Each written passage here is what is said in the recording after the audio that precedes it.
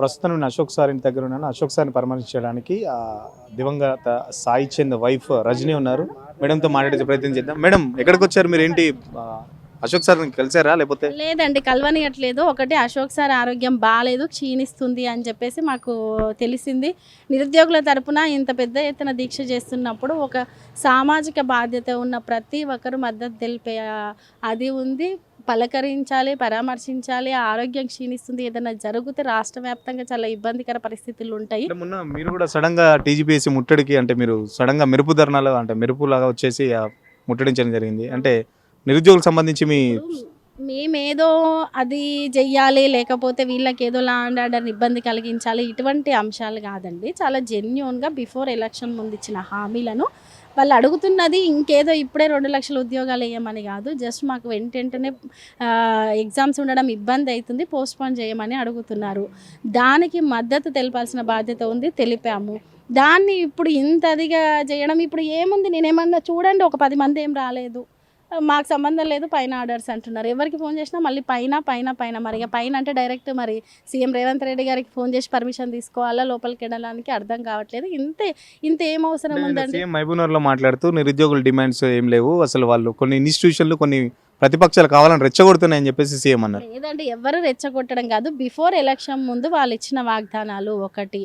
ఇంకా గవర్నమెంట్ ఒక భ్రమలో ఉంది. ఆ భ్రమ నుంచి బయటికి రండి. చాలా జెన్యూన్ ఇష్యూ. ఫస్ట్ స్టూడెంట్స్ మొత్తంతో మాట్లాడండి.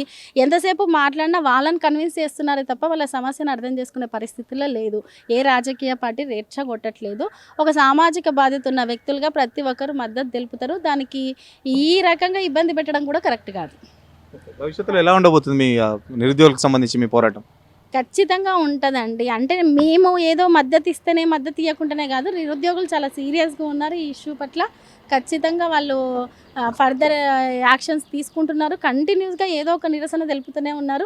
ఇది ఈ రోజు ఒక్కరోజుతోటి పోయేది కాదు. ముఖ్యమంత్రి నిన్న మాట్లాడుతూ ఎగ్జామ్స్ పోస్ట్పోన్ చేస్తే విద్యార్థులకి నష్టం అని చెప్పేసి నేను ఆల్రెడీ కన్ఫర్మ్ చేశారు. మేము ఎలాంటి పోస్ట్పోన్ కానీ పోస్టులు పెంచడం చేయమని చెప్పేసి. ఇంకా మీకు న్యాయం జరుగుతుంది అనుకుంటున్నారు?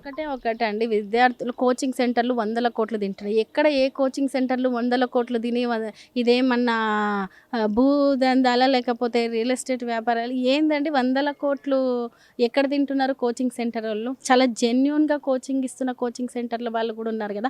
విద్యార్థులకు లేని బాధ వీళ్ళకేందో అర్థం కావట్లేదు. ఎందుకు ఇంత హుటాహుటిన వాళ్ళను పట్టించుకోకుండా, వాళ్ళ సమస్యలు వినకుండా ఇంత ఇదిగా ఎందుకు నిర్వహించాలనుకుంటున్నారో దాని పట్ల కనీసం సీఎం రేవంత్ రెడ్డి గారి కన్నా ఒక క్లారిటీ ఉందా? ఇప్పటి వరకు విద్యాశాఖ మంత్రి లేనందుకు ఈ ఇబ్బందులా? ఇది ఎక్కడా అర్థం కావట్లేదండి. కానీ నిరుద్యోగులే కాదు, రాష్ట్రం మొత్తం ఈ విషయంలో స్పందిస్తుంది. ఖచ్చితంగా వెనక్కి తీసుకునే పరిస్థితి లేనట్టు నిరుద్యోగులు మాట్లాడుతున్నారు. ఈరోజు మాత్రం ఇక్కడ అలో చేయాల్సిందే. నేను పరామర్శించడానికి వచ్చాను, ఖచ్చితంగా పరామర్శిస్తాను. ప్రతిపక్షంలో ఉన్నప్పుడు హామీలే మిమ్మల్ని ఇప్పుడు నిరుద్యోగులు అడుగుతున్నారు. ఖచ్చితంగా మీరు ఇచ్చిన హామీలు నెరవేర్చాలి, లేకపోతే రాష్ట్ర వ్యాప్తంగా నిరుద్యోగులకు సంబంధించి అన్ని వర్గాల నుంచి వాళ్ళకు మద్దతు ఉంటుందని చెప్పేసి ఇప్పటికైనా రేవంత్ రెడ్డి ఆ పాలనపై దృష్టి పెట్టాలని చెప్పేసి నిరుద్యోగుల్ని మనసులో పెట్టుకొని వాళ్ళ డిమాండ్లన్నీ నెరవేర్చాలని చెప్పేసి సాయి చంద్ వైఫ్ రజనీ కోరుతున్నారు. కెమెరా పర్సన్ మహేష్తో Suresh, signal TV, Ashok sir ఇంటి నుంచి.